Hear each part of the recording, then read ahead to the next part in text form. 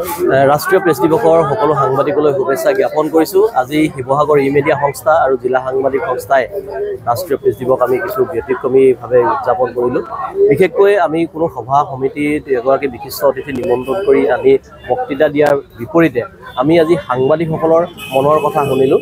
শিৱসাগৰৰ জনসমাজৰ বহুকেইগৰাকী বিশিষ্ট ব্যক্তি, বহু দল সংগঠনৰ বিশিষ্ট ব্যক্তিয়ে ইয়াত অংশগ্ৰহণ কৰিলে আৰু দৈনন্দিন সাংবাদিকসকলৰ যি জীৱন যাত্ৰা, তেওঁলোকৰ যি সুখ, তেওঁলোকৰ যি ক্ষোভ, এই সকলোখিনি কেইবাগৰাকী সাংবাদিকে প্ৰকাশ কৰিলে আৰু এইধৰণে আমি এক ব্যতিক্ৰমী ৰূপেৰে এই প্ৰেছ দিৱস উদযাপন কৰাৰ লগতে ৰাজ্যৰ মুখ্যমন্ত্ৰী ডক্টৰ হিমন্ত বিশ্ব শৰ্মালৈ আমি এক অনুৰোধ পত্ৰ প্ৰেৰণ কৰিছোঁ, য'ত অসমৰ সাংবাদিকসকলে অনুভৱ কৰা কেইবাটাও দাবী আমি তাত অন্তৰ্ভুক্ত কৰিছোঁ। সাংবাদিকসকলৰ জীৱন যাত্ৰা যাতে সুচল হৈ থাকে, তেওঁলোকৰ জীৱন যাত্ৰাত যাতে কোনো অসুবিধা নহয়, তেনেধৰণৰ কিছু পৰিকল্পনা কৰাৰ আমি এক অনুৰোধ জনাইছোঁ ইতিমধ্যে ৰাজ্যৰ মুখ্যমন্ত্ৰীগৰাকীক। আমি আশা কৰিছোঁ ৰাষ্ট্ৰীয় প্ৰেছ দিৱস উদযাপন কৰিলেই নহ'ব, এই প্ৰেছৰ সৈতে জড়িত, সংবাদ ক্ষেত্ৰখনৰ সৈতে জড়িত সাংবাদিকসকলেও প্ৰকৃত স্বাধীনতা উপলব্ধি কৰিবলৈ সুবিধা পাব লাগিব।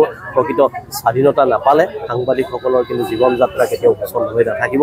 আমি সেইকাৰণে আশা কৰোঁ ৰাষ্ট্ৰীয় প্ৰেছ দিৱসৰ দিনটোত আমি আহ্বান জনাইছোঁ বিশেষকৈ চৰকাৰখনৰ প্ৰতি যে সাংবাদিকসকলক এখন বীমা পলিচি অন্তৰ্ভুক্ত যাতে খুব সোনকালে কৰে আৰু দীৰ্ঘদিন ধৰি সাংবাদিকসকলে যি দাবী উত্থাপন কৰি আহিছে, এই দাবীসমূহ যাতে পূৰণৰ ক্ষেত্ৰত এইখন ৰাজ্য চৰকাৰে এক অগ্ৰসৰ হয়, সেয়া আমি আশা কৰিছোঁ।